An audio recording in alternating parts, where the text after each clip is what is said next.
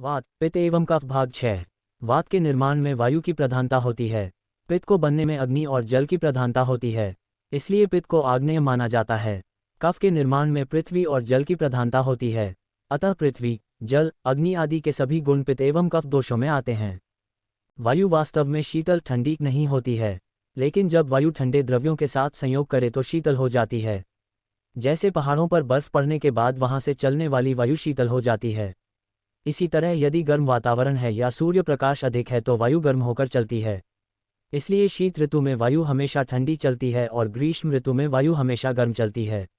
वायु में अपना शीत और गर्म गुण प्रत्यक्ष नहीं होता है। प्रत्यक्ष रूप से वायु जिसके संपर्क में आती है वही गुण धारण कर लेती है। यदि कोई व्यक्ति ठंडे स्थान में निवास करता है तो वायु वात बढ़ती है। इसी तरह यदि कोई व्यक्ति शीत द्रव्यों का सेवन करता है तो भी वायु बढ़ती है।